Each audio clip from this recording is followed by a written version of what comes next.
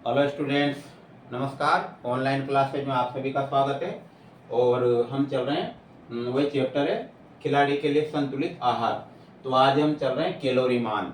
Calorie मान में आप सभी जानते हो, जैसे भोजन ग्रहण करते हैं, भोजन ग्रहण करने के बाद उसका क्या होता है, ऑक्सीकरण होता है और ऑक्सीकरण से ऊर्जा उत्पन्न होती है।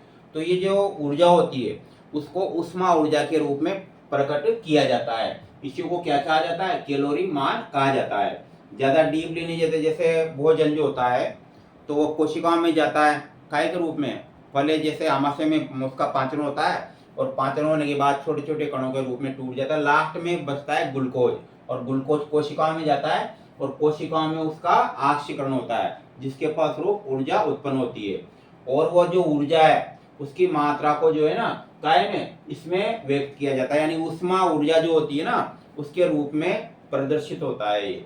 तो इसीलिए उसको क्या कहा जाता है, कैलोरी मान। तो याद रखना, भोजन से जो ऊर्जा प्राप्त होती है वो उष्मा ऊर्जा के रूप में व्यक्त की जाती है। याद रखिए, भोजन से जो ऊर्जा प्राप्त होती है वो उष्मा ऊर्जा के रूप में व्यक्त की जाती है। इसे क्या कहते हैं, कैलोरी मान कहते हैं।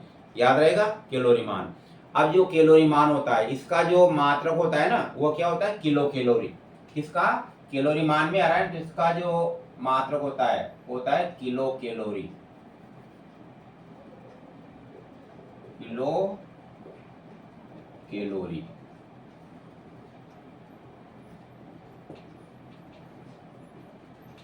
Kilo calorie. तो 1 किलो कैलोरी में, जैसे है ना 1 किलो कैलोरी में 1000 कैलोरी होते हैं। और इसको जो है जूल में भी प्रदर्शित किया जाता है। तो एक जो होता है ना इसको होता है किलो जूल। तो उसी प्रकार से जैसे 1 किलो जूल में कितने होंगे, 1000 जूल। ये याद रखना। मतलब उष्मा ऊर्जा का नया मात्रक होता है, जो खाद्य पदार्थों से ऊर्जा प्राप्त होती है ना वो तो कैलोरी में, और जो नया मात्रक होता है जूल में भी प्रदर्शित किया जाता है। इसको याद रखना अच्छी तरह से। जैसे 1 किलो कैलोरी में 1000 कैलोरी होते हैं, ठीक उसी प्रकार से 1 किलो जूल में 1000 जूल पाए जाते हैं ये। जैसे देखिए, ग्लूकोज, एक जो ग्लूकोज का अणु होता है, ग्लूकोज सूत्र लिखते हैं डायरेक्ट, एक मोल का मतलब ग्लूकोज अणु। तो जो ग्लूकोज होता है तो देखिए इसमें C6H12O6 प्लस ये श्वसन के द्वारा जो ऑक्सीजन प्राप्त होती है वो, और ये जो है ग्लूकोज का ऑक्सीजन होगा जिसके पास वो बनेगा यहाँ पर H2O plus CO2 plus 686 kilo calorie ऊर्जा प्राप्त होती है। कितनी, 686। और इसको अगर किलो जूल में व्यक्त करें तो 2870 होगी। 2870 किलो जूल। इसको याद रखना आप, इस मान को अच्छी तरह से। एक जो कैलोरी होता है उसमें कितना, 4.184 जूल रहता है। याद रखना, ये भी याद रखना, एक कैलोरी में। तो एक जो कैलोरी होता है ना उसके अंदर 4.184 क्या रहता है, जूल रहता है। याद रहेगा, इसका मान जे है ना, इसका मतलब जूल है, जूल। इस प्रकार से इसका मात्रक है। तो ये कैलोरी मान हुआ।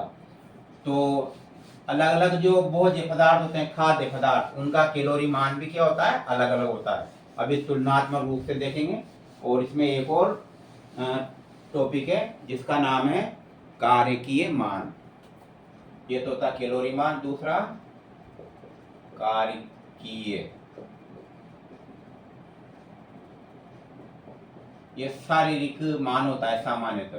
तो इसमें तो भोजन के ऑक्सीकरण के फलस्वरूप जो ऊर्जा उत्पन्न होती है तो उस ऊर्जा को उष्मा ऊर्जा के रूप में व्यक्त किया जाता है। इसे क्या कहते हैं, कैलोरी कहते हैं। क्या कहते हैं, कैलोरी। और इसमें देखिए आप कार्य के मान में, नाम से पता चल रहा है जो ऊर्जा उत्पन्न होती है वो शारीरिक क्रियाओं में काम आती है, तो उसे क्या कहते हैं, कार्य के मान कहते हैं। तो देख इसमें भोजन के ऑक्सीकरण के फलस्वरूप जो ऊर्जा निष्कासित होती है, इसमें तो आपने देखा होगा इसमें तो प्राप्त होती है जो जैविक क्रिया में काम आती है। इसमें जो ऊर्जा निष्कासित होती है किसके, भोजन के ऑक्सीकरण के फलस्वरूप जो ऊर्जा की मात्रा या जो ऊर्जा निष्कासित होती है उसे क्या कहते हैं, कार्यकीय मान कहते हैं। क्या कहते हैं, कार्यकीय मान। तो इस प्रकार से दोनों मान थे। अब इन दोनों मान की अगर तुलना करें तो इसमें देखिए दोनों का 19-20 अंतर है। पहले तो आप उसको बता देता कैलोरी मान, ये कल भी मैंने आपको बताया था कैलोरी मान और कार्यकीय मान।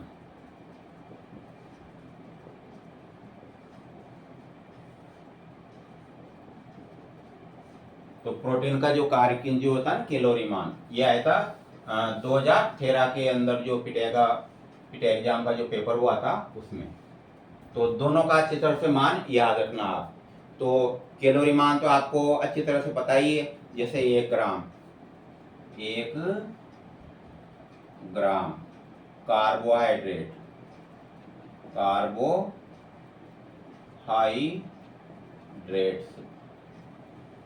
1 ग्राम कार्बोहाइड्रेट्स। तो इसका जो मान होता है, थोड़ा इसको इधर लिखते हैं ताकि यहाँ मान आ जाएंगे दोनों सेम। 1 ग्राम कार्बोहाइड्रेट्स, 1 ग्राम कार्बोहाइड्रेट्स। इसका मान आपको पहले बताता,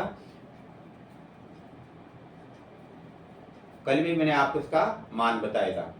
तो इसमें याद रखना 4.1 इसके रूप में याद रखना। ये पहले आपको 4 बताया था तो वो क्या था, कार्य के मान में। तो 4.1 किलो कैलोरी और इसमें होता है 4 किलो कैलोरी। अब शॉर्ट में लिख देंगे बाद का। उसी प्रकार से नंबर 2 में वही 1 ग्राम 1 ग्राम प्रोटीन, 1 ग्राम प्रोटीन। तो इसका जो कैलोरी मान होता है 5.65 किलो कैलोरी। और इसका वही फिक्स आएगा, इसका 4 किलो कैलोरी। तो ये कार्य के मान है, ये कैलोरी मान है। 1 ग्राम कार्बोहाइड्रेट, 1 ग्राम वसा का जो होता है कैलोरी मान और कार्य के मान, ये क्या होते हैं, अधिक होते हैं ये। तो इसका होता है वसा का मतलब फैट होता है, लिपिड भी कहते हैं इसको, लिपिड। तो इसका जो है ना कैलोरी मान 9.4 किलो कैलोरी और इसका होता है 9 किलो कैलोरी। मैंने आपको पहले ये बताया था, लेकिन भाई ये है ना, मान लो जैसे इसमें से आ गया तो कैलोरी मान ये है, मतलब कैलोरी मान में आप देखो 19-20 का अंतर है थोड़ा सा आगे। तो वहां पर जो 2013 में आया था तो वैसे पूछा गया था कि मतलब 1 ग्राम प्रोटीन से कितनी ऊर्जा प्राप्त होगी। तो बस वो डायरेक्ट ये था, ये वाला, उसमें कार्य के या कैलोरी मान नहीं दिए गए थे। वो तो जब पूछी जाए ना इंडिविजुअल रूप से कि भाई कैलोरी मान पूछा जा रहा है, उसमें इसका भी मान दे रखा है, तो कैलोरी मान पे जाए तो ये पॉइंट है, और अगर कार्य के मान पे जाए तो ये फिक्स राशि जो मैंने आपको पहले भी बता दी थी। इस प्रकार से ये थे। और अब चलते हैं आधारी उपापचय दर।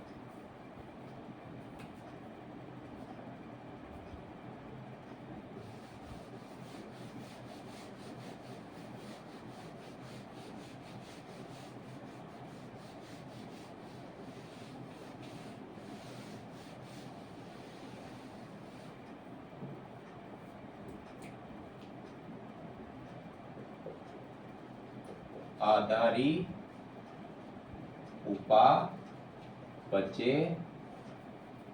दर।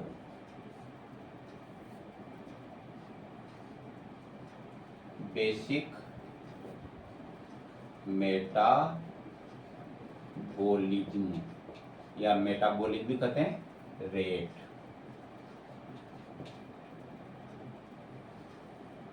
शॉर्ट में बनेगा इसका BMR।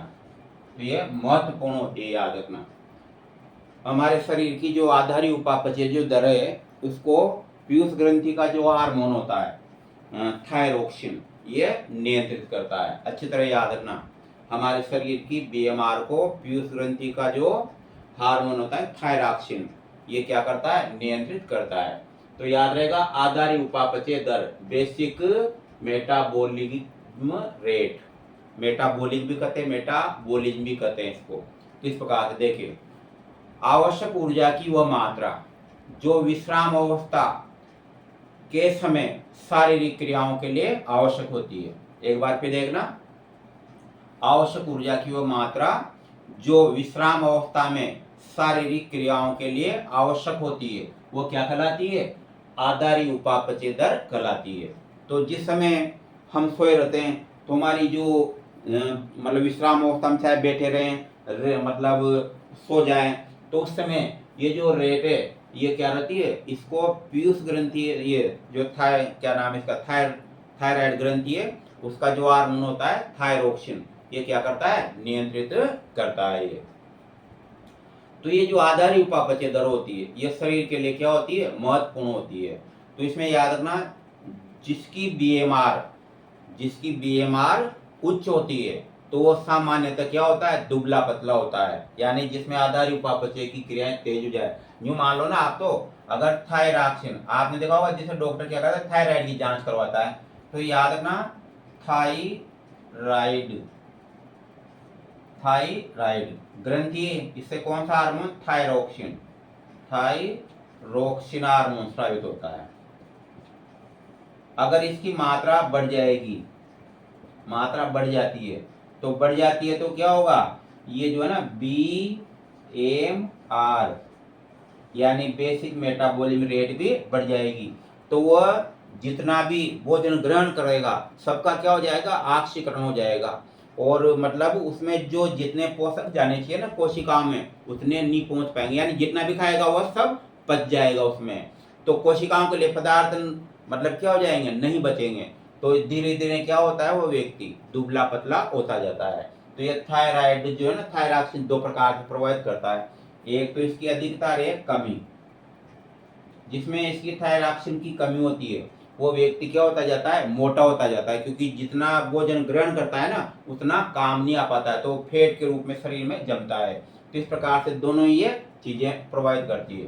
तो यहाँ पर देखते हैं, जिसकी जो मेटाबॉलिज्म रेट ज्यादा होती है ना, तो उच्च एबीआर वाला व्यक्ति, देखिए इसमें उच्च BMR वाला व्यक्ति दुबला पतला होता है।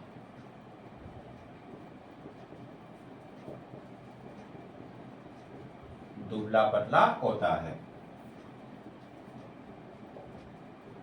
कम BMR वाला व्यक्ति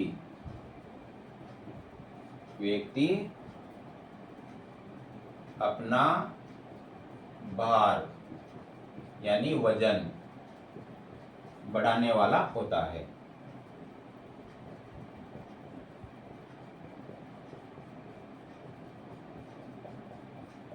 ये यानी ये हट्टा कट्टा रहता है, सामान्यतः मजबूत हो जाता है, मोटा होता है, इस प्रकार से ये क्रियाएं देखने को मिलती है इसमें।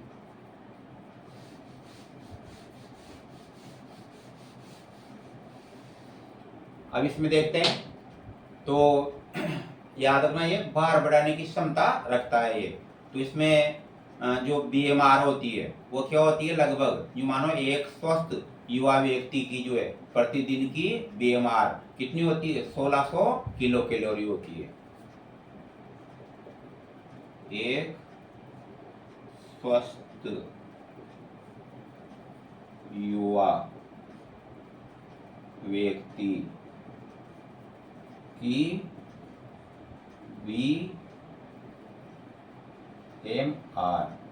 BMR याद रहेगा इसका। BMR जो है 1600 किलो कैलोरी, 1600 किलो कैलोरी होती है, 1600 किलो कैलोरी होती है। एक स्वस्थ जो होता है ना व्यक्ति, उसकी जो है BMR क्या होती है, 1600 किलो कैलोरी होती है। ये अच्छी तरह से आप याद रख लेना। और दूसरा होता है कि इसमें एक और देखना, अतः शरीर की बाहर की जो है ना जो क्षमता होती है वो इसकी के अनुसार चलती है। ये तो BMR का नियंत्रित होना जरूरी होता है। अगर ये ज़्यादा बढ़ जाती है लंबे समय तक, जो भी हानिकारक है, और अगर कम रह जाए जो भी हानिकारक है। इसके बाद चलते हैं, कुछ मान है, जैसे आराम से जो व्यक्ति बैठता है ना, आराम से बैठने, आराम से बैठे व्यक्ति की BMR, तो जो सामान्यतः आराम से बैठा हुआ है तो उसकी BMR 1.5 kilo calorie, 1.5 kilo calorie होती है। उसी प्रकार से लिखते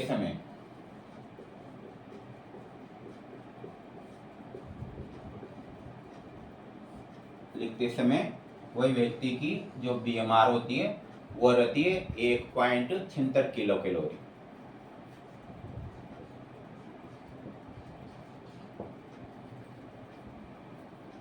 उसी प्रकार से बिना काम खड़े हुए व्यक्ति की, बिना काम करे खड़े व्यक्ति, क्योंकि ऊर्जा तो इसकी भी खर्च हो रही है, चाहे वो खड़ा है लेकिन काम नहीं कर रहा है, तो उसकी भी जो है ना, उसको मतलब उसकी जो BMR होती है वो क्या हो जाती है, कुछ बढ़ जाती है, तो इसकी 2.0 किलो कैलोरी रहेगी, 2.0 किलो कैलोरी। उसी प्रकार से टहलने पर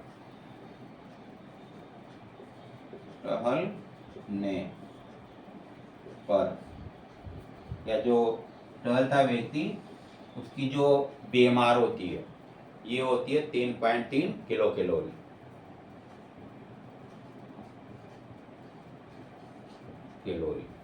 इस प्रकार से ये आधारी उपापचय दरती है।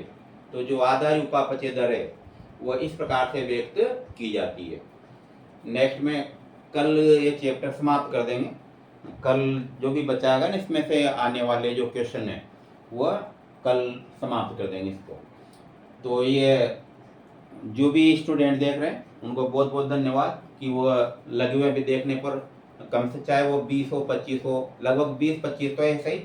तो आपके अनुसार ही मैं मत चल रहा हूँ, कुछ मतलब हमारे से अच्छा काम हो रहा है, तो आपके अनुसार ही हो रहा है कि इतनी लगन के साथ आप देख रहे हो क्लास। और मेरा प्रयास भी रहता है कि वह टॉपिक जो आपने देखा हो, जैसे कोचिंगों में क्या पढ़ा रहे क्या नहीं पढ़ा रहे होगा पता नहीं, क्योंकि उनमें इतनी भीड़ रहती है कि उनमें से किसी 10-20 का 150 का तो नंबर, 1000 में 150 का नंबर आता ही है, चाहे वो अपनी मेहनत से आए कैसे भी आए। लेकिन जो आप जो भी देख रहे हो मतलब इसको, तो ये आपने खुद ने तुलना करके देखा होगा, ये चीज़ें अगर ढूंढने के मिलेगी तो कोचिंग में भी नहीं मिलेगी मतलब ये। और मेरा जो प्रयास होता है, पहले पेपर देखते हैं भाई कहाँ से कौन सा क्वेश्चन आया, तो उसी के अनुसार चलता हूँ मैं। बाकी कल पढ़ेंगे।